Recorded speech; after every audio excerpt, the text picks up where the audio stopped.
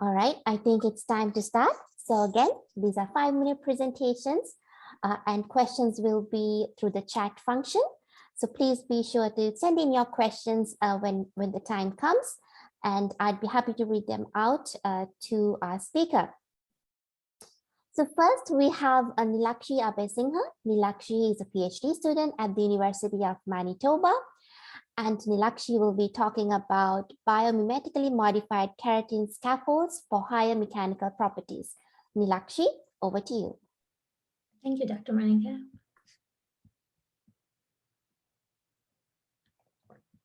All right, I hope you could see my presentation.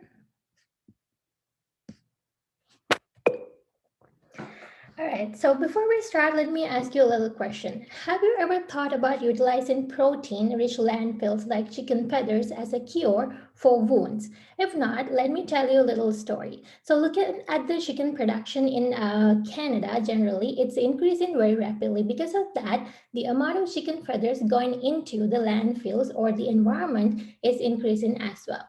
So for that reason, if we look at the chicken feathers, actually the keratin structure actually accounts for more than 90%. And if we make utilize of this into make biomaterials or wound dressings, we can actually save the environment, and also it is economically very beneficial as well. But the problem with keratin associated wound dressings are it shares a very lower amount of market share because of its lower ability to mimic the extracellular matrix and the lower ability of mechanical properties. So there comes our research gap where we need to address these issues. So with that, we set our objective to biomimetically modify keratin to mimic the ECM matrix, and also to blend it with chitosan to improve the mechanical properties of the scaffolds or the wound dressings. So looking at the keratin extraction and modification, we started with defeathered feathers, and then we extracted keratin with low concentrated chemicals and blended with tyrosinase in order to impart a lot more hydroxyl groups to the aromatic carbon, where we actually did the modification of DOPA. So with that modified keratin, what we did was we blended it with chitosan, and then we actually had 6 different levels starting off unmodified or modified keratin of 100%. We reduced 10% at each level until we hit 50%. So the rest of the space was filled in with chitosan, and at the end we had 6 different unmodified keratins and 6 other different modified keratin blended with chitosan scaffolds. Looking at the results, FTIR spectra analysis showed that we actually had a lot of higher aromatic hydroxyl groups in the modified keratin, saying that we actually were successful in biomimetic modification compared to the unmodified keratin and also the chicken feathers. DSC thermograms showed that we had no complications with melting points, and everything was like significantly not different. Looking at the SEM images, it was really interesting because at 50% of modified keratin and chitosan percentage of scaffolds, we saw highest porosity. That means it actually facilitates a lot of gas and water exchange through the scaffold in and out of the wounds. Also looking at the compression analysis, we could see that at 50% modified keratin and chitosan percentage of scaffolds, we could see it had the highest strength compared to the other scaffolds. So in order to conclude my results section, I would say we were actually very successful in biomimetic modification, and also we could increase the mechanical properties of these scaffolds. But looking at the sustainable application of this study for future applications, chicken industry is actually increasing very rapidly, and because of that reason, the amount of landfills going into the environment increasing as well. Last year's conference, I presented a study that actually involves using low concentrated solvent extraction solutions in order to extract keratin, and that way we could actually keep out of a lot of biohazardous chemicals out of the ecosystem, and actually we could implement a method of going green. And with that, we didn't stop right there. We actually wanted to make use of the keratin that we have. So we addressed one of the biggest biomaterials industry, that is wound resin market, and we actually wanted to say no to synthetic dressings, and we wanted to bring in keratin-based wound dressings that are biocompatible and biodegradable. With that also, we're actually facilitating green chemistry. Not just that, it's also actually very economically beneficial. So with this, I would like to wrap up my presentation saying that sustainable use of landfills like chicken feathers in order to convert them into wound dressings actually meeting the future generations' need for accessing biodegradable biomaterials. Not just that, I'm happy to say that we are actually addressing these issues without compromising current generations' resource use. Thank you very much, everybody. If you have any questions, please let me know. Thank you very much, Nilakshi, for that very nice presentation. We are right on time. So now is question time. So if there are any questions from the audience, please use the chat function to send them our way. And I'll be happy to present those questions to our speaker, Nilakshi.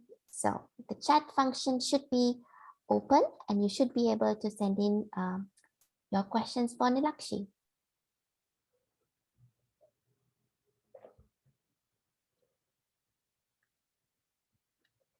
All right, we have one question in the chat from Udasir Chowdhury.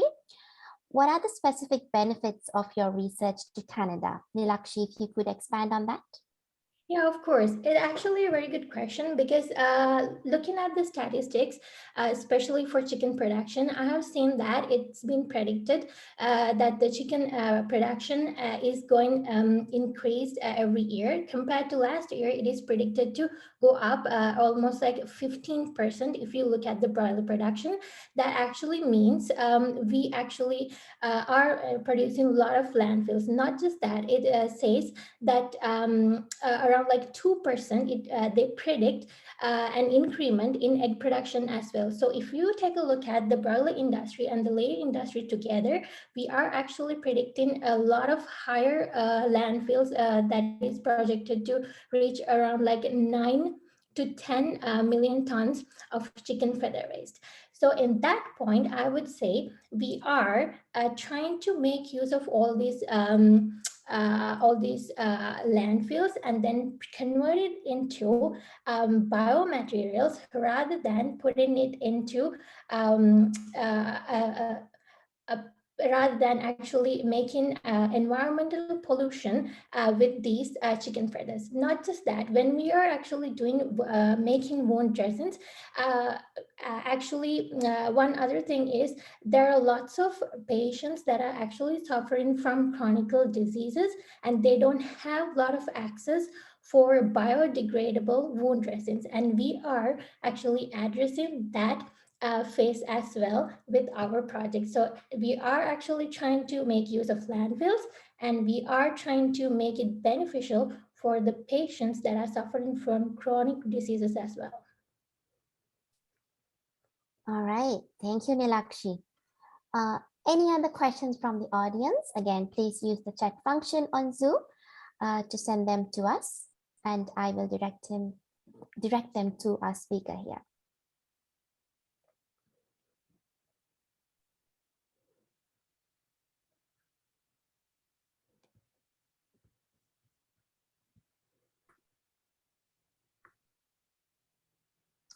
If you are having trouble finding the chat function on Zoom, it should be at the bottom of your screen.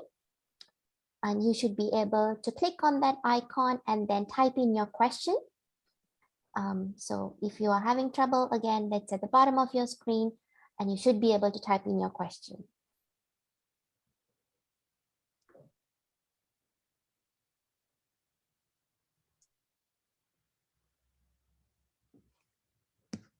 Okay, I think we don't have any questions from the, oh, we do.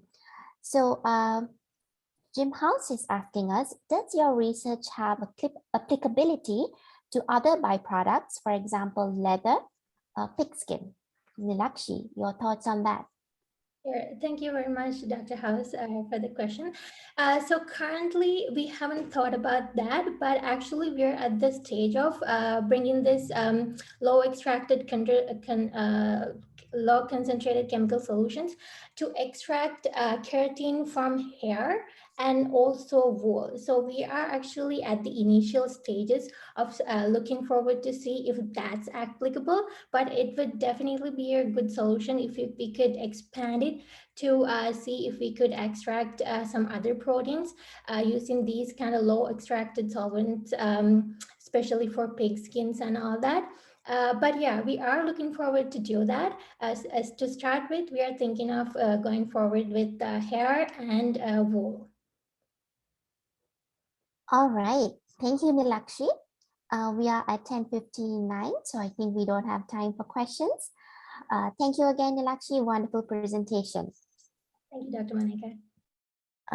Next, we have Nicola Gaspari. Nicola is a postdoctoral fellow at the University of Manitoba. And Nicola is going to talk about high protein breads, how diverse pea proteins behave behave under different bread making conditions. Nicola, over to you. Thank you, Dr. Malagoda.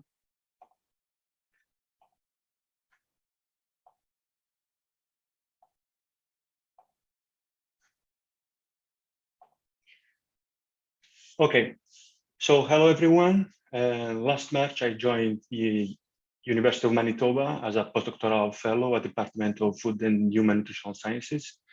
And my research is mainly focused in evaluating and exploring the functional properties of different flours obtained from grains, pulses, and other vegetable sources, understanding their physicochemical transformation during the food processes, and comprehending their interaction with the main processing aids such as enzymes, hydrocolloids, and emulsifiers.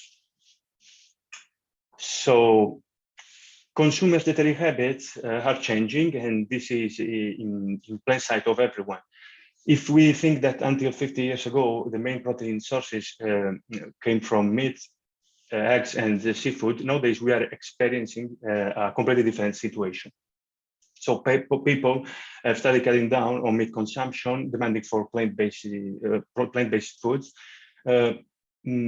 mostly because of health ethic and sustainability concerns. Owing to this, pulses and nuts are becoming one of the main modern protein sources.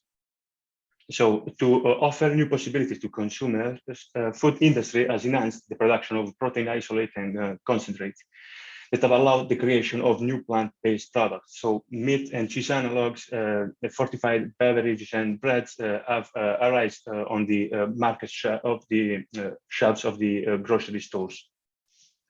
But I want to put my attention to high protein breads and the process. So taste is not the only feature motivating buyers, and it's no longer enough to market a product simply as being high in protein. So consumers now are looking for enhanced nutritional benefits, better texture, and clean labels with the recognizable ingredients. So in this kind of, in the high protein breads, the addition of protein is responsible for changes in appearance and texture that need other processing aids to cover this issue.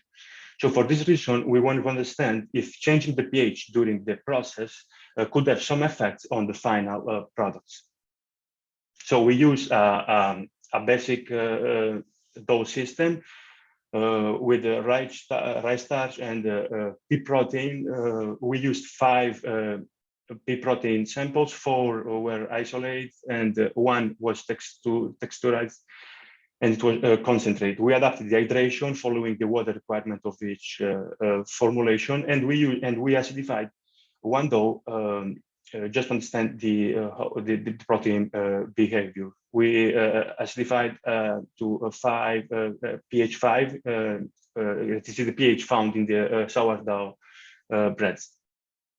So we can take a look at this slide, and we can see that the samples B and C were the protein with higher water binding capacity, while the protein A showed higher oil absorption capacity. About the foaming properties, B and C obtained the best results, while A and C showed higher emulsifying activity and the stability of the emulsion produced by the protein E was the highest.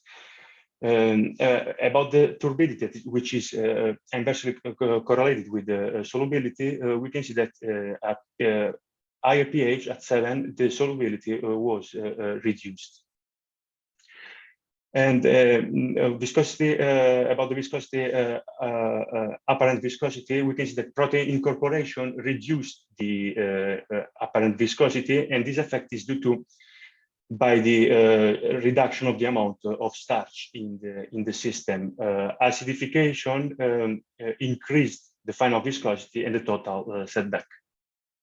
So we can see that the acidified dogs, the structure, the crumb structure was better than those observed in the normal dogs. And to exclude the effect of the water, we ran the same breed mating with the water binding capacity found for the acidified dogs, and we can see that the structure was worse. So we definitely we can see that the acidification improved the structure in all the samples. So to discriminate among the samples, we ran a principal component analysis, and we can see that the sample with protein, with sample protein E showed the higher hardness, while sample with protein A had the greatest volume increase during proofing. So sample with protein B and C showed were less sticky. So just to conclude, we can see that commercial pea protein were different in functionality. Protein supplementation reduced the apparent viscosity of the dose, though acidification improved crumb texture, crumb structure formation, and we can see that in a starch basic system, by decreasing dough pH, it is possible to obtain high protein breads with different features.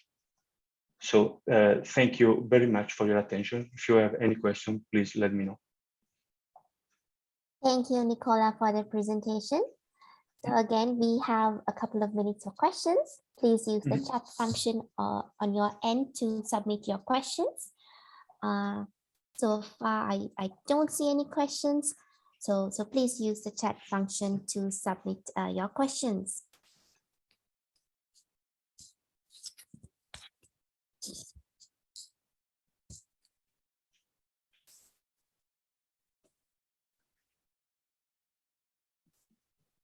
Okay, I don't see any questions yet. Nicola, I'm curious. So I think you worked. Okay, sorry. We do have a question. Can you please comment on the water holding capacity, Nicola? If you could expand. Yes, in this case, the water holding capacity, we use the water binding capacity. It's different. In the case of the water holding capacity,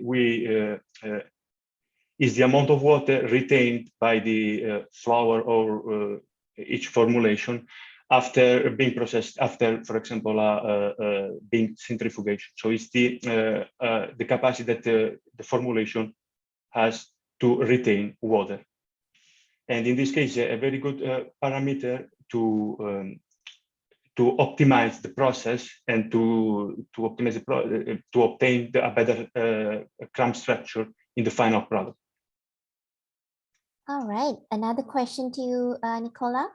Which pea flours showed the maximum water holding capacity?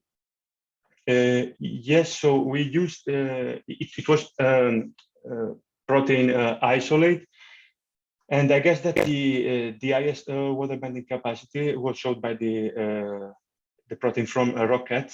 I don't remember the name. I can take a look fast. One moment. So it was the it was the Neutralis S85F from Rocket, the protein that showed the highest water binding capacity. All right.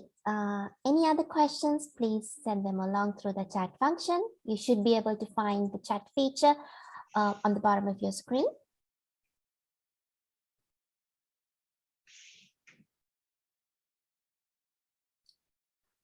Nicola, I'm curious. So you mainly worked on pea proteins.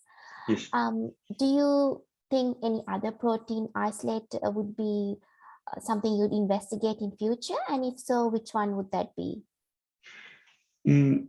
Yes, we are in Canada, and I saw that we have many possibilities to work with the protein from pulses, of course, even protein from some byproducts like canola cake.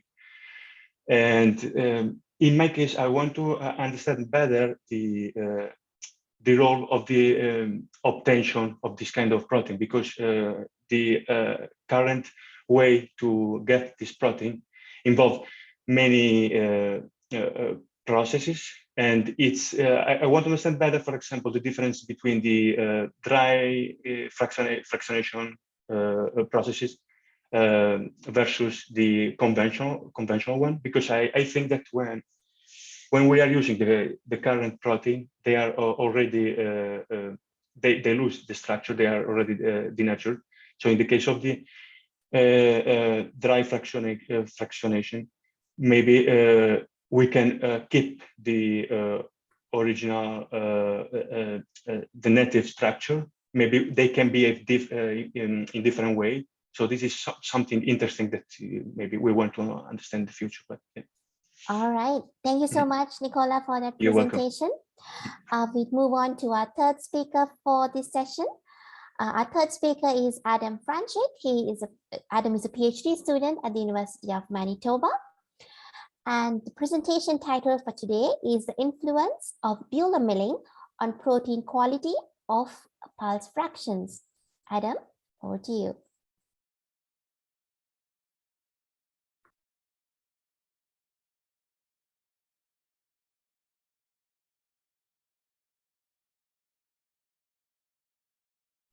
Sorry about that. Get started here in a second.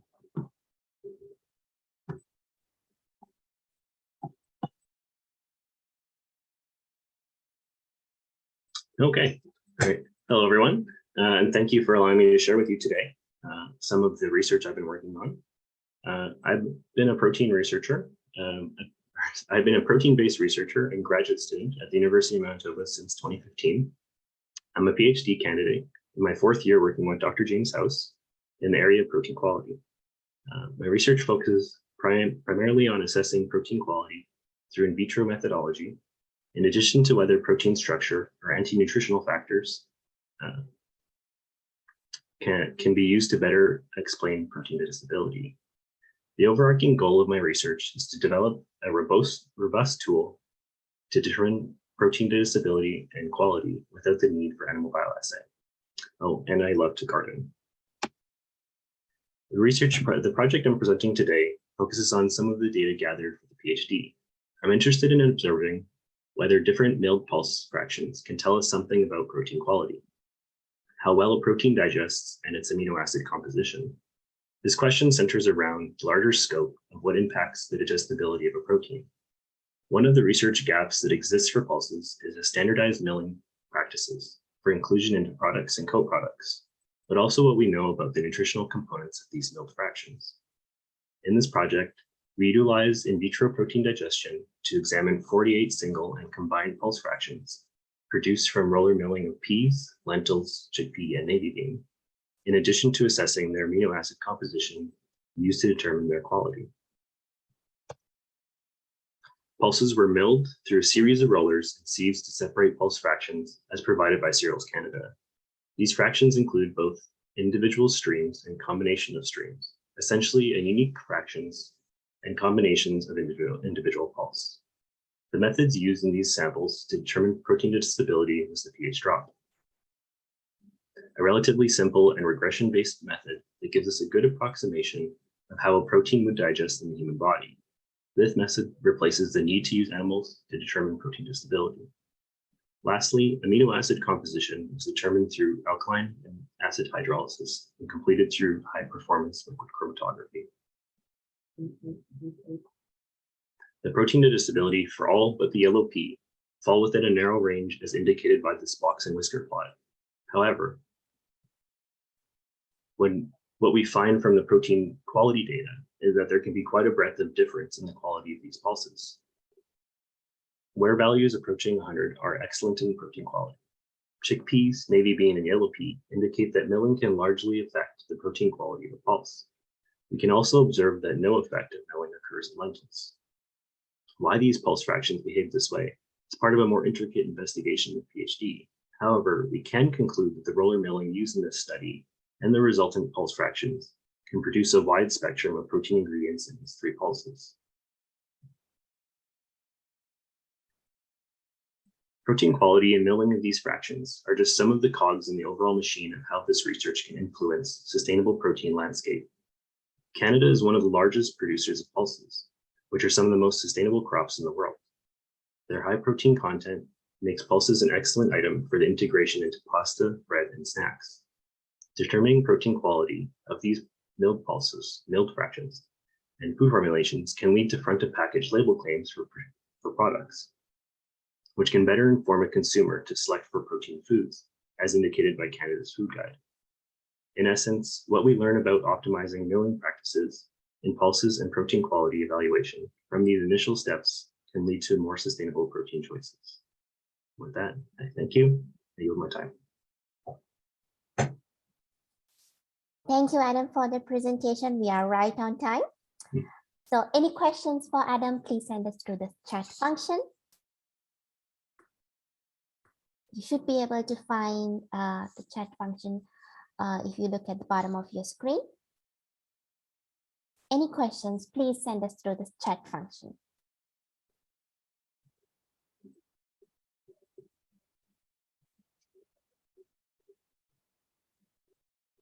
Adam, to get this conversation going, could you comment on whether you think these specific pulse fractions could be used in specific food applications? You see them being utilized in one application as opposed to the other, maybe because of their functional properties?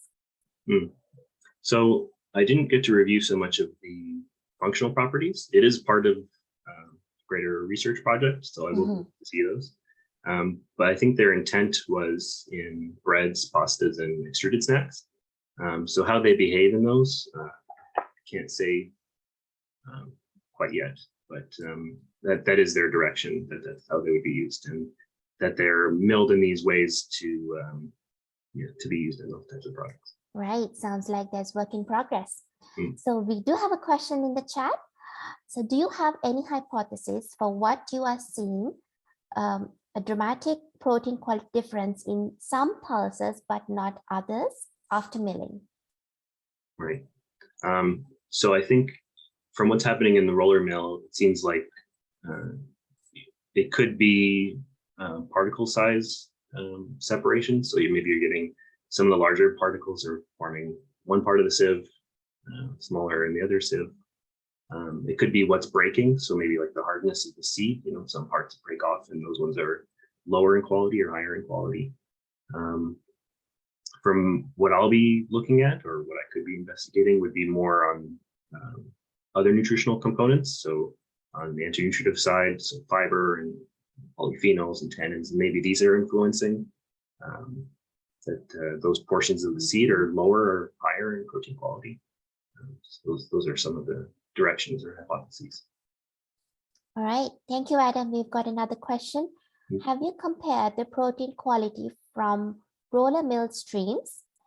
And then the second part is, which one do you think presents the most desirable results in terms of protein quality? Right. Yeah. So there doesn't seem to be. So within those four pulses, they have similar sieve designations. So I don't know exactly what those designations mean. I think I'm kind of blinded in this type of assay, but there isn't repeated findings. So there would be a sieve size, and that same sieve size wouldn't say the same thing about quality for each one of those 4 pulses. It's actually different. So it's interesting to see that wherever these are breaking in the roller mill is determining differences in protein quality. So we can select from those either a combination of fractions or even, I think in the case of navy bean and in yellow pea, there's like an individual milled sieve that has the highest quality. All right. So again, just a quick reminder to send us your questions through the chat function. All right. No more questions, Adam. Thank you very much for that presentation. Thank you. Just a quick reminder, we are halfway through our presentations. So we will have voting for the People's Choice Award from 12 to 12:05 p.m. So please stay and vote for your favorite presentation. So with that, let's move on to our next speaker. Our 4th speaker for today is Najib Muhammad. Najib is a postdoctoral fellow at the University of Manitoba. Najib will be talking about nutritional sciences, nutritional components, a trypsin inhibitor, and protein quality of soybean seeds subjected to thermal treatment by micronization or autoclaving. Najib, you can get started. Thank you.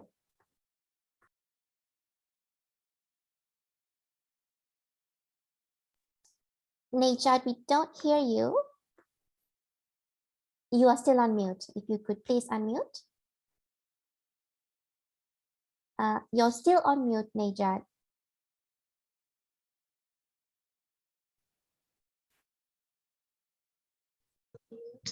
Okay, now we are good. Right. Thank you so much. I'm sorry for that. Can you see my slide? Okay. Thank you so much for the introduction. So this is Najib Muhammad, a postdoctoral fellow from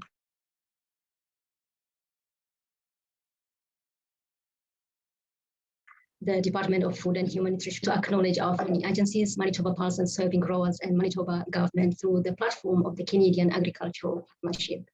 My presentation today is on processing of soybeans. And this is because it's of importance to Manitobans, as we have had a drastic increase in the production of soybean in the last 10 years, contributing substantially to the overall production in Canada. So far in animal production, so I didn't say that my expertise in animal production, so that's why I'm heading to explain. Currently in animal production, most soybeans are being used in the form of soybean meal, which is a remnant after the extraction of oil. So there are 2 major processing methods that are being used, that is solvent extraction method and solvent extraction method and mechanical expeller pressed method. And both these processes have the ability to inactivate most of the 2 major drawbacks of soybeans that limits its utilization, and that is the trypsin inhibitor levels, as well as the beanie or flavor that leads to the, because of the production of the volatile components. Just a minute. So actually these 2 processing methods are actually non-existent at the moment in Manitoba, or they are limited. So in the absence of these processing methods, one other product that is gaining importance in animal nutrition is the full-fat soybean, which involves the milling of the whole seed without the extraction of oil. And this product actually also requires that the whole seeds are heat treated prior to milling in order to remove the anti-nutritional components. So several heat treatment methods are available, and these are all based upon the combination of temperature, time, and sometimes the addition of moisture. So these combinations do require optimization in order to properly process the soybean, in order to be fully efficiently utilized. And so based on this regard, we are evaluating a novel technique of heat treatment, that's by micronization, that involves infrared heating that causes constituent molecules within the seed to vibrate, causing rapid internal heating. And so our study design begins with the micronization, which is actually tampering the seeds to attain a moisture content of 13%, and then subjecting them to infrared heating to 100 and 135 degrees centigrade. We also have an autoclave condition, autoclaving, because it's known to reduce trypsin inhibitor content by 95 to 100%, and autoclaving conditions such that I just wanted to reduce this component. Sorry, just a minute. Okay, and the autoclaving conditions are such that we have a set of seeds that were soaked in water for 2 hours and another set of seeds that were unsoaked in seeds. And the autoclaving conditions were between 15 minutes to 60 minutes with 15 minutes interval in between. And after autoclaving, the seeds were oven dried for 8 hours. And we also had a control that is raw seeds, untreated seeds. And of course, the results show that the soaking seeds prior to autoclaving, of course, did increase the moisture content. The least moisture content was achieved by micronization at 135 degrees centigrade, of course, improving the dry matter content. With regards to fatty acid profile, we know that soybeans are high in polyunsaturated fatty acids, constituting to about 50% of linoleic acid, which is susceptible to enzymatic oxidation catalyzed by the enzyme lipooxygenase that leads to the development of the beanie of flavor. And our results did show that there was increased improvement in the content of linoleic acid as well as polyunsaturated fatty acid when micronization temperature increased to 135 degrees centigrade, as more pronounced also with autoclaving, particularly at higher duration of autoclaving, both for soaked seeds and unsoaked seeds, suggesting that a possible inactivation of the enzyme LOX, which actually means that there will be fewer enzymes to oxidize the fatty acids to their hydroperoxide that leads to the off-flavor nature of the seeds, processed seeds. And on the other hand, with regards to trypsin inhibitor content, we see that the soaking seeds prior to autoclaving at all durations actually resulted to increased inactivation of the trypsin inhibitor as compared to its counterpart, the unsoaked seed, elaborating the importance of moisture content during thermal processing on trypsin inhibitor level. So in general, we see that a reduction in trypsin inhibitor with regards to autoclaving was between 94 and 98% for 60 minutes of autoclaving, and the micronized seeds reduced trypsin inhibitor by 78%. With respect to amino acid profile, we calculated the amino acid score based on the limiting amino acid with regards to a reference quality protein. And of course, it did confirm that the soybeans, whether heat treated or untreated, are actually deficient in sulfur-containing amino acids, methionine and cysteine. However, nonetheless, with the monogastric diets, it consists a combination of cereals and soybeans, of which they complement each other's amino acid profile. And this is because the cereals provide high levels of methionine and cysteine, and the soybeans are high in lysine. However, higher autoclaving condition or higher thermal processing condition can actually lead to impact the bioavailability of some amino acids, and in particular lysine, that is susceptible to Maillard reaction. We see from our results that the lysine content decreased as autoclaving condition increased, both for soaked seeds and unsoaked seeds. And this was translated in a similar reduction of the lysine to crude protein content, which was used as a measure indicator of heat damage. In other words, a ratio of 6.2 to 6.6 is regarded as high quality soybean, which favors the micronized seeds and also autoclaved seeds that were not unsoaked but at a lower duration. Najib, if you could wrap up, we are over time. Yeah, please, just one more slide, please. And so also with the digestibility, in vitro digestibility, and that adjusted for amino acid scores at 135 degrees centigrade of micronization was most effective in improving these digestibilities. And the improvement of protein digestibility is actually reflected based on the reduction of trypsin inhibitor, as well as the maintenance or attainance of the balanced amino acid profile. And so in conclusion, we can say that soybeans can be processed with micronization at a condition of 135 degrees centigrade after hydrating the seeds for 13% moisture content, which will reduce the trypsin inhibitor, improving the nutritional quality in terms of fatty acid profile and amino acid profile, while also improving the protein digestibility. And with regards, of course, protein digestibility improvement is part of sustainability. That is because it increases the efficiency of nutrient utilization, reducing the excretion, and at the same time, it is also healthier. It contains no contaminants such as ethanol that's used for other processing method. It's also cost effective in order to, for example, to the processor, there's one step less without the extraction of oil, and so therefore that's cost effective. And to the end user, the nutritionist will find it simpler to formulate diets which has got one ingredient high in energy and protein, and makes formulation easier. No additional oil will be required. And product development such as micronized full fat soybean would definitely be a growth and development for the institution as well as the community. Thank you so much for your attention. Thank you, Najat. We've got a minute for questions.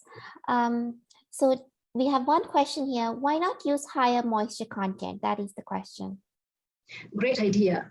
Definitely higher moisture content would, as I said, it does have a significant impact on the trypsin inhibitor reduction, but I have also seen other results to show that improving the higher moisture content would result into more gelatinization of this, the matrix of these components of particularly starch, that would actually result in more denaturation of the components and resulting in lower protein digestibility. So there's a balance that you need to strike between the moisture content and the protein digestibilities. All right, thank you, Najat, for that presentation. Let's move on to our next speaker for this session. Next, we have Anuradhika Hetty-Hevage. Anuradhika is a PhD student at the University of Manitoba, and her presentation is about gelation properties of fava bean protein isolate extracted from deep eutectic-based solvent systems in comparison to conventional methods. Anuradhika. Thank you, Dr. Manika.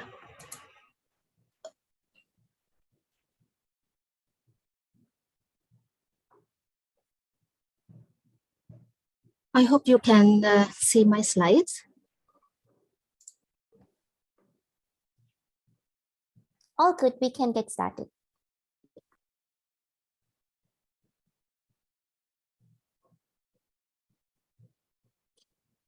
Okay. Hi, everyone. I'm Anuradhika. I'm a PhD student working under Dr. Nandika Bandara's the Food Proteins and Bioproducts Lab.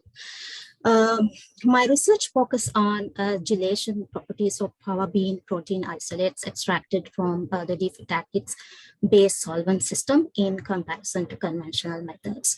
So let's move on to a brief introduction.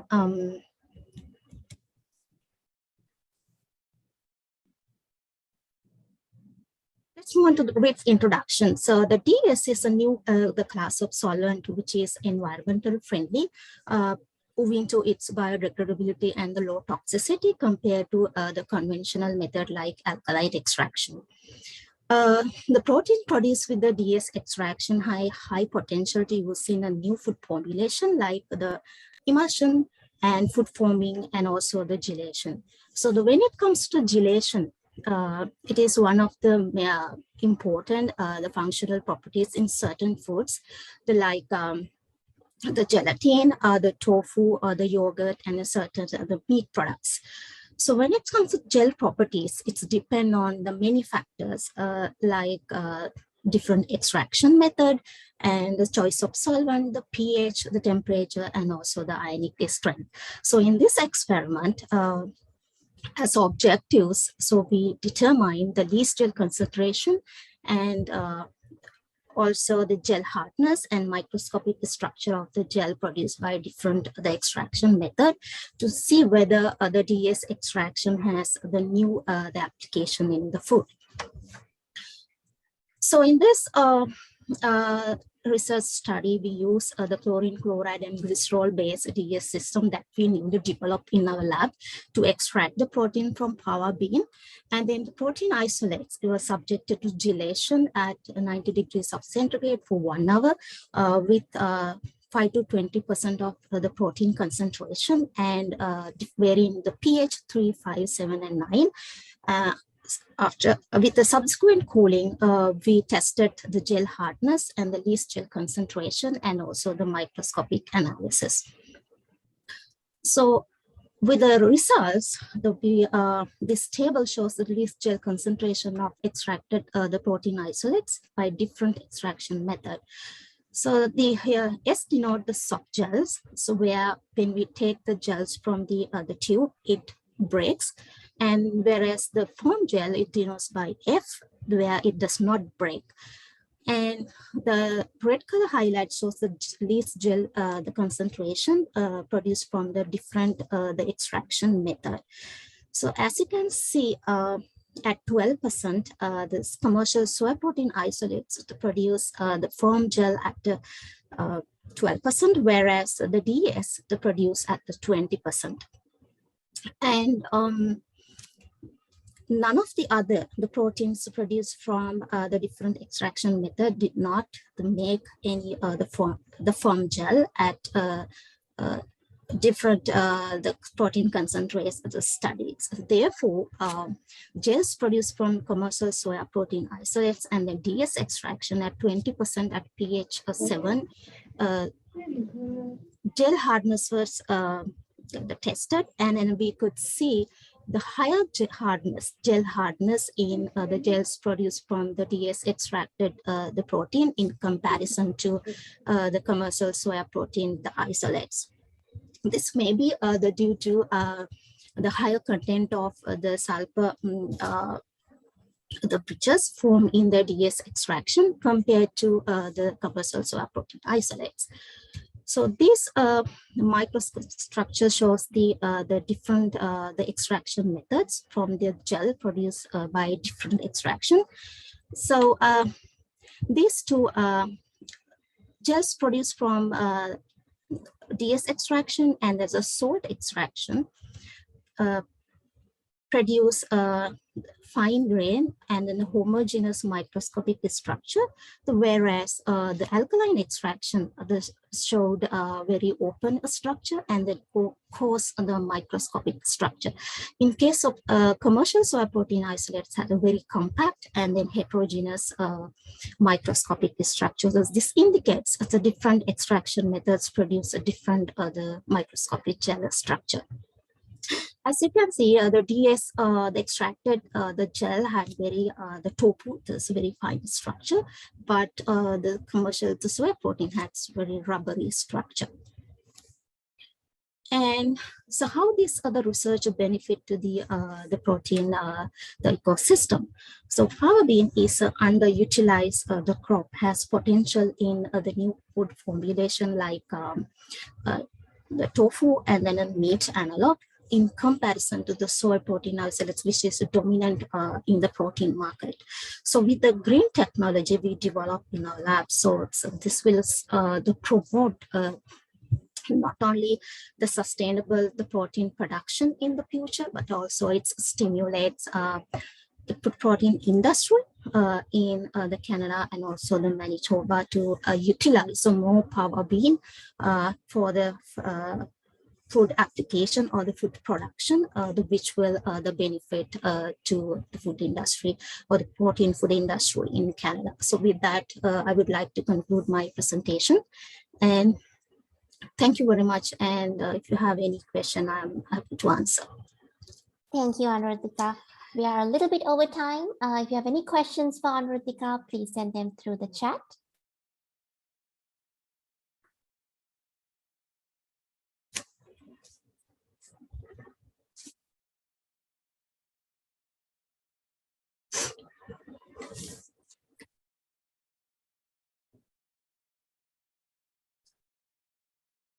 Okay, Anuradhika, is there a reason why you specifically focused on gelation properties as opposed to other functional properties of proteins like emulsification?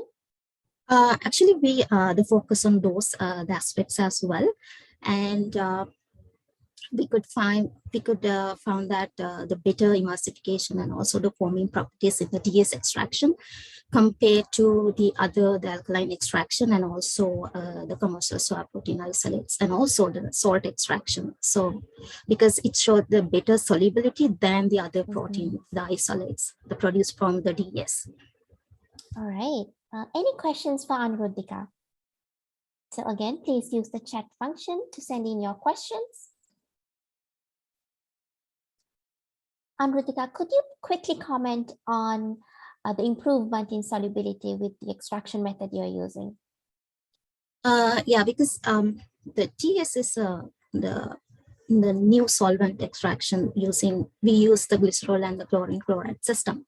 So this system actually reduced the protein, the denaturation compared to the alkaline extraction, because it's used the harsh condition like pH and the higher pH and the temperature. So because of this, solubility increased because it's evident with our FTIR analysis. It's produced, the alkaline extracts produce more the denatured protein compared to DS. So DS has a higher solubility. So in that case, actually, it's improved the better functional properties. All right. Thank you very much, Anuradhika. We don't have questions in the chat, so I think we'll stop there. Thank you for that wonderful presentation. Our next speaker is Shengnan Lee. Shengnan is a PhD student at the University of Manitoba in the Department of Animal Science. And the topic for today is the development of new strategies to enhance health and productivity of hens and nutritious egg products under the immune challenge. Shengnan, you can get started. Thank you. Thank you for the introduction. Hello, everyone. I'm Shengnan Lee, and I'm a second-year PhD student under the supervision of Dr. James House. The main lab work were done in University of Manitoba, and part of the lab work were done in St. Boniface Research Center in Dr. Okma's lab. So the production of egg and chicken is a large industry in Canada. The production of chicken continued to increase since 2010, especially after the 2014. Also, the decline by 2% in 2020 due to COVID. Despite the slowdown, the level in 2020 is still exceed compared to the level in 2018. Moreover, for the production of egg was continued to increase without any impact by the COVID. Therefore, the production of nutritious eggs is important, but enhancing the health and productivity of hens to maintain the nutritious eggs is also important. Well, the omega-3 fatty acid during these years received considerable attention due to their health benefits for the humans. However, this situation related to the laying hens are limited. Therefore, my study was designed for the effect of omega-3 fatty acid on the health maintenance of laying hens under the immune challenge. So for the production of eggs, we will measure the fatty acid deposition in the egg yolk. However, what we will measure to reflect the health benefits for the chickens. So briefly, we can receive the omega-3 fatty acid from the diet or adipose tissues. So this omega-3 fatty acid can go through into the cell membrane to produce the oxylipin.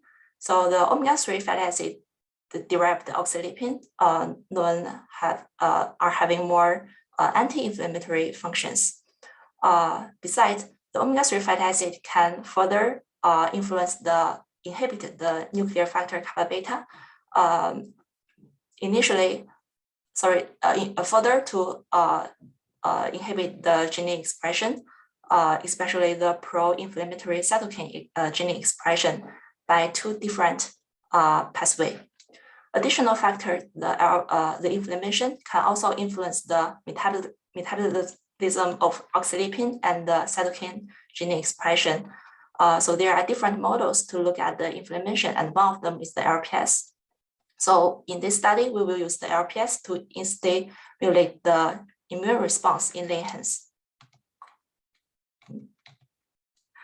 So in my study, a total of 24 decoupled hens were feeding for 6 weeks by assigning them to either the basal diet or the 2.5% fish oil diet.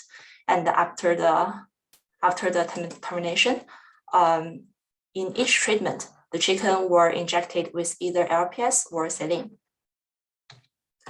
So I only put the fatty acid deposition in egg yolk, also in the plasma here, because I'm still working on the oxalipine and gene expression result. So for the fatty acid deposition in egg yolk, we can see that the 2.5% fish oil supplemented diet can significantly increase the ARA, EPA, DHA, and the total omega-3 fatty acid, whereas decrease the ratio of omega-6 to omega-3 fatty acid in the egg yolk compared to the basal diet. Besides, the diet has a significant effect in EPA in plasma EPA. We can see that the 2.5% fish oil supplemented diet can significantly increase the EPA in plasma after the LPS challenge. And same in the DHA, same in the total omega-3 fatty acid in the plasma. So this study can lead to the development of omega-3 fatty acid to enhance the bird health resulting from an immune disease challenge. Therefore, these lean hens can produce specialty and nutritious eggs that are enriched with omega-3 fatty acid. So this kind of eggs could be widely accepted as an effective strategy that meets human needs for the omega-3 fatty acid to play functions related to the human health, such as the preventing some chronic disease. So I would like also to thank my funding support from the Natural Sciences and Engineering Research Council of Canada, Egg Farmers of Canada, also the Manitoba Egg Farmers. And that's all my presentations. Thank you so much. Thank you, Shengnan Liu. We are right on time. So please send us your questions through the chat function. It should be at the bottom of your screen, and you should be able to type in your question if you click on the chat function. So just to get this conversation going, Shengnan, you mentioned that you used a specific breed of hens for this project. Is there a reason why you did that? And do you think you'd maybe see some differences if you study other breeds? What do you think about that? So for my study, we will keep the breed as the same species, which is all the cobweb layers, because this species is very commercial in Canada. So I think also it's very popular. So I think this species of lean hens can represent the market. All right, thank you, Shengnan. Any questions? Again, please send us through the chat function. Shengnan, I know this perhaps is a part of your study. What would be the next steps that you would be taking in order to move along in this research study? Do you have any future experiments planned? Thank you. That is a good question. Actually, yes. So in this study, we only did the LPS challenge to stimulate the immune function of the lean hens. So further, we will have a vaccination inject to the chickens.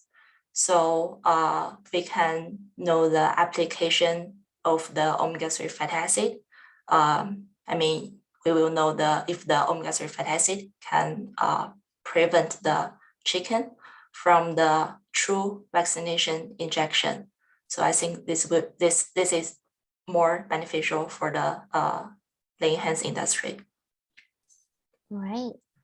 Okay, we have a question in the chat. is there a price difference between these diets? And the next part of the question is, will it be easy to convince poultry farmers to use the fish oil diet? Yeah, that is also a good question because we're feeding the chicken, we also care about the price. Actually, in my study, I not only use the fish oil, but also will compare the ARA, which is from the flaxseed oil. Also compare it with the preferred DHA. Actually, my study was to define the optimal level of the omega-3 fatty acid. That means we will compare three items. I think the price, the nutritious egg, also the chicken's health. So we will find the optimal level of omega-3 fatty acid to complete these studies. Okay, any comment on the maybe cost difference?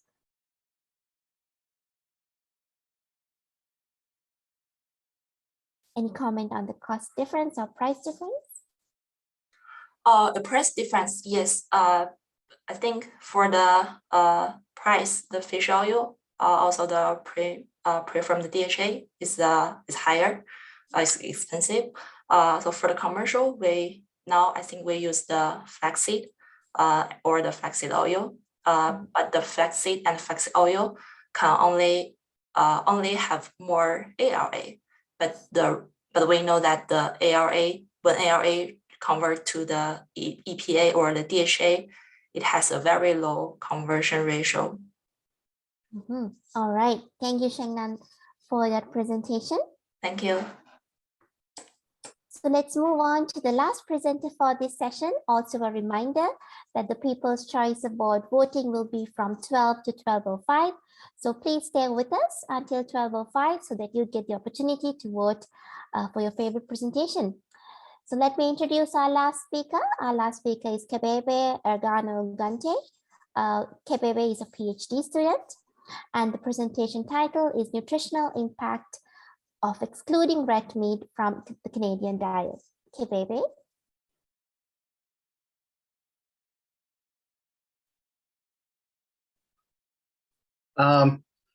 Thank you, Tarika, for the kind introduction. Welcome, everyone. As my name is told by the facilitator, my name is Kebebe Ergano. I'm a PhD student in the Department of Animal Science under the supervision of Dr. Kim Omniski in the University of Manitoba. Today, I'm going to share one of my research results titled Nutritional Impact of Excluding Red Meat from Canadian Diet. So to give you some background, high per capita consumption of red meat in upper income countries has been associated with increased greenhouse gas emissions and health risks. And some studies are arguing that eating less or eliminating red meat and adopting plant-based diets would curb the problem without adversely affecting the nutrient intake. And 3 million Canadians are already expressing their willingness to shift towards vegetarian diets in recent opinion survey.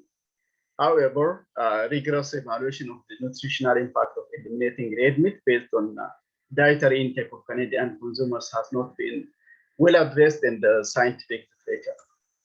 With this background, the objective of this study was to examine the difference in nutrient intake between red meat consumers and raw meat excluders.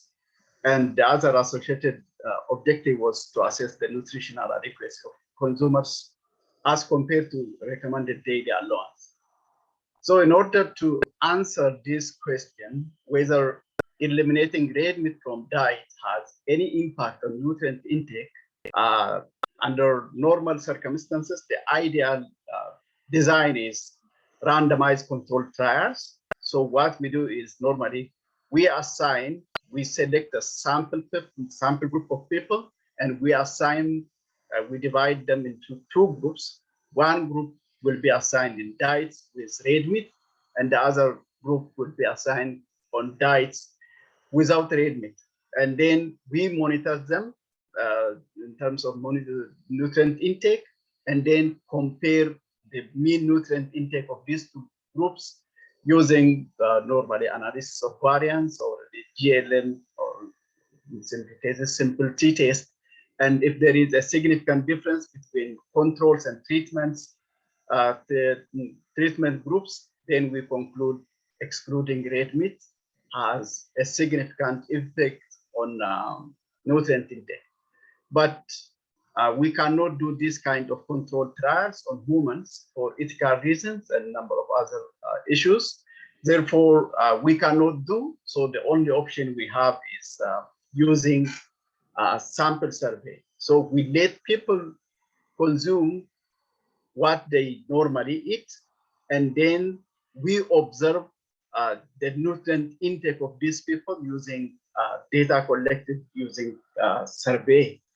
So we were fortunate to have a good data set, that is 2015 Canadian Community Health Survey nutritional data set. It was collected by Statistics Canada and Health Canada in collaboration. So they collected data on dietary intake and dietary nutrient intake. They used 24-hour dietary record questionnaire to collect that data. So using this data, we managed to see the nutrient intake differences between red meat consumers and red meat excluders. So to do this, we cannot use the normal statistics like analysis of variance. So we have to use a little bit of advanced econometric tools, that is matching techniques. We used inverse probability weighting with regression adjustment and bias corrected matching estimators to estimate. So we considered all such 6 nutrients which are listed in dietary intake table. Also, we included alcohol and caffeine. So we assessed using these two methods just to see the consistency of the results and also to see the robustness of the result. So when we go to the results shows compared to diets with red meat, diets without red meat were significantly lower in the intake of protein, vitamin D, B6 and B12, riboflavin, niacin, sodium, cholesterol, alcohol, caffeine, and others. Diets or those consumers who consume diets without red meat were had significantly higher intake in the intake of dietary fiber, vitamin C, thiamine, and magnesium and other nutrients. So these are understandable with plant-based dietary fiber increases, vitamin C increases, but the other nutrients which are very essential like vitamin D, B6 and B12 are the significantly lower intakes for those consumers who exclude red meat. So the other objective was also to see the nutritional adequacy. So in terms of, we identified 7 nutrients. We found 7 nutrients. The 2 groups of consumers couldn't meet the daily allowance for 7 nutrients, particularly calcium, energy, potassium, and the vitamin D intakes were lower for people who excluded red meat, and magnesium, dietary fiber, and the vitamin A intakes were lower than the daily allowance for people who consumed red meat. So with that, I conclude that eliminating red meat resulted in statistically significant differences in the intake of 14 to 17 nutrients, depending on the analytic method.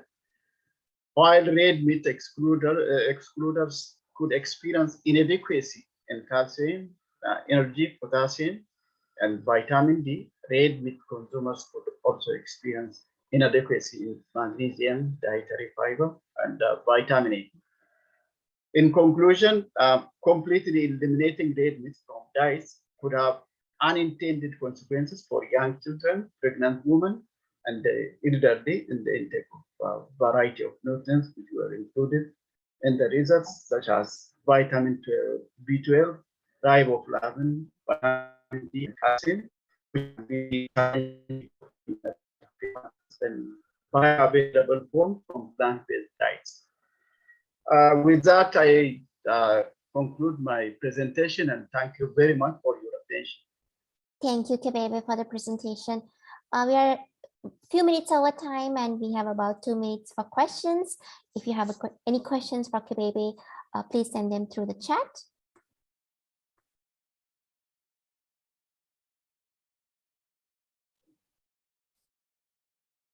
Kebebe, what would be the next steps of your research? Do you intend to perhaps further explore this area in your future work? Yeah, this is what there are a number of closely related studies in this, and this is one of the results. And there is another one, why people prefer diets without red meat. That is another study which is almost complete. So that is one. And the other thing is I'm hoping to publish this paper in one of these reputable journals. So we want to contribute to the knowledge already existing and building. This is a hot area of research. So I want to publish and share the results. And also it opens opportunities for future research. All right. Thank you so much, Kebebe. We have to stop there. We are at the end of our time for this session. So now is the time to vote for your favorite presentation. The People's Choice Award poll is up, and it will stay open until 12:05.